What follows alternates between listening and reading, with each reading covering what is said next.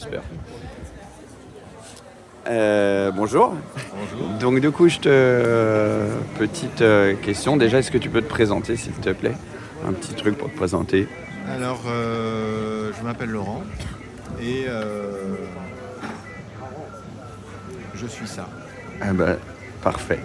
Donc Laurent, du coup, petite question. Est-ce que tu peux me raconter une anecdote qui te vient où tu as eu le sentiment d'aider quelqu'un?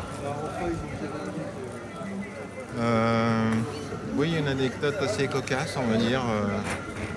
Où ce soir-là, c'est à une époque où j'étais un peu seul à la recherche de relations. Après une belle aventure qui s'est finie assez durement. Et donc je m'étais dit, j'étais en pleine recherche de moi déjà aussi, savoir pourquoi il m'était arrivé tout ça. Et donc ce soir-là, j'étais sorti pour me dire, je vais aller faire un tour dans un bar. Et puis peut-être que c'est comme ça que je vais rencontrer des gens. Et finalement, je me suis retrouvé dans un bar de Marseille où finalement j'ai pris mon verre de bière. J'aime pas la bière, mais bon, j'ai pris mon verre de bière. Et puis j'ai passé ma soirée comme ça. Et finalement, au bout d'un certain temps, je me suis dit, bon bah ça marche pas, je vais rentrer. Donc je rentre un peu la mort dans l'âme, enfin en me disant, bon bah de toute façon, bon, j'en suis, ça marche pas. Il s'est mis à pleuvoir. Et sur le passage, il devait être minuit, enfin je sais plus, un truc comme ça, et je vois un mec accroché à un poteau au bord des rues, là, tu sais, un poteau un peu long, là. Il était à genoux là-dessus, et il avait l'air d'être complètement sous. Et moi j'étais là avec mon parapluie, et je le vois en me disant, il me regarde, tu peux pas m'aider Et finalement, bon, j'allais pas le laisser là, il n'y avait personne, il bougeait plus, il était accroché à ce poteau, donc c'est un mec qui devait faire 120 kilos, enfin voilà, un peu comme ça. Et puis finalement,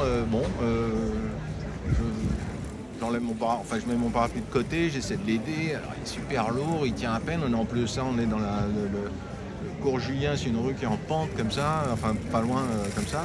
Et finalement, bon, j'arrive à la mettre debout et je lui demande bon, tu vas où? Il me dit bah chez moi, et je dis c'est où chez toi? Il me dit bah c'est par là dans la descente. Bon bah écoute, je t'accompagne parce que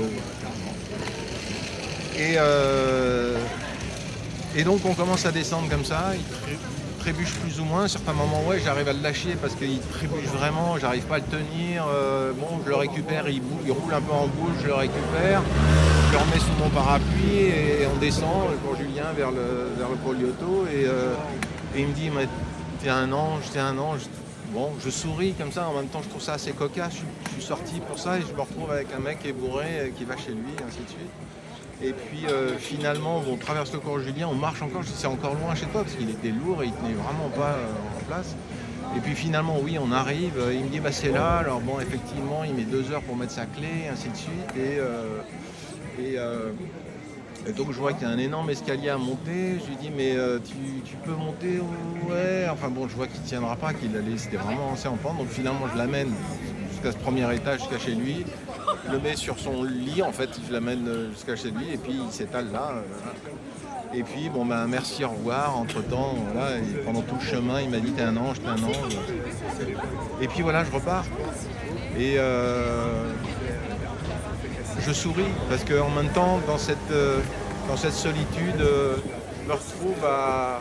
J'aurais pu l'ignorer aussi à un certain moment, mais bon, finalement, oui, j'étais un ange ce jour-là pour lui. Et j'ai trouvé ça intéressant dans les deux sens, on va dire. Parce que finalement, je l'ai fait spontanément, j'ai pas réfléchi, il était là, et puis voilà, j'étais content de cette scène, on va dire. Et finalement, spécialement de me dire j'ai aidé quelqu'un, parce qu'on a toujours une culpabilité quand on voit des gens, on va dire, qui sont dans le besoin, mais bon, effectivement, c'est pas toujours facile. Mais maintenant, je me culpabilise plus par rapport à ça, soit ça marche, soit ça marche pas, voilà. Finalement, j'ai l'impression qu'à travers cette anecdote, tu as même déjà répondu à la deuxième question, à quel moment tu avais été aidé par quelqu'un, parce que finalement, quelque part, ce moment où tu l'as aidé, il t'a aidé toi aussi, quoi, si j'ai bien compris. Absolument. De toute façon, ça marche dans les deux sens. Alors par contre, dans ce voyage initiatique qui a été Marseille pour moi, puisque effectivement ça n'a pas bien commencé, on va dire, je suis arrivé avec mes slips et mes chaussettes à Marseille, et puis bon, petit à petit, les choses ont avancé, mais enfin très loin de mon ancienne vie, on va dire. Et donc à un certain moment, je peux dire que j'ai eu des tsunamis de vie, on va dire. Un premier avant d'arriver à Marseille et un deuxième en arrivant sur Marseille au niveau de rencontres, d'amour, on va dire, quelque chose comme ça. Donc pour moi, j'étais fini dans ma vie. J'étais fini dans ma vie. Et je suis tombé dans une certaine victimisation, finalement, d'arriver à me dire, bon, bah, finalement, tout ce que je comprends de la vie, après tout ce qui m'est arrivé, à chaque fois, il y a un truc qui me tombe sur la gueule. Il y en a qui ont de la chance et il y en a qui n'ont pas de chance. Et moi, je fais partie de ceux qui n'ont pas de chance. Donc dans cette victimisation, effectivement, j'ai compris après que de toute façon, tout est bloqué. Tout est bloqué. Et donc arriver déjà à comprendre qu'il y a peut-être quelque chose qui déconne en moi et finalement peut-être que je pourrais me faire guérir, ainsi de suite. J'ai plus d'argent, je suis descendu au RSA, enfin bon, un tas de choses. Et puis finalement, bon, je vais la faire courte parce que sinon c'est un vrai roman. Il y a eu des moments clés, on va dire, dans ce cheminement qui m'ont permis déjà d'utiliser la souffrance, de comprendre aussi ma souffrance, de comprendre, on va dire, le responsable sans être coupable. Ça a été très difficile de sortir de cette culpabilité, de se dire ah bon, c'est moi qui crée cette souffrance-là. Et finalement d'arriver de fil en aiguille à rencontrer des choses que je ne maîtrisais plus, on va dire. Puisque de toute façon, toute ma vie, ça a été d'essayer de contrôler ma vie, on va dire. Et puis là, j'étais à un stade où j'étais mort. Et donc, passer cette petite mort, une fois que ce passage-là difficile est passé, finalement, c'est une chose extraordinaire qui m'est arrivée avec ces 2 tsunamis, parce que c'est ça qui m'a permis, on va dire, à un certain moment, de me mettre en action et d'essayer de trouver quelque chose. Un redémarrage, quoi. Un redémarrage, voilà. Okay. Et pour conclure sur l'aide, dans ces cas-là, effectivement, j'ai compris que la seule personne qui peut vraiment m'aider, c'est moi, déjà. Et que par contre, une fois ce travail accompli, c'est beaucoup plus limpide avec les autres, dans le rapport. On n'est plus dans des formes de manipulation, qu'elles soient affectives, qu'elles soient de toutes sortes. On est beaucoup plus authentique avec soi-même et donc on l'est aussi avec les autres. Et c'est aussi, on va dire, ma façon à moi de contribuer à tout ce qu'on peut essayer de faire, déjà, effectivement, d'arriver à être équilibré dans son être, on va dire, en phase avec ce monde, avec cet univers. Et je crois que c'est le meilleur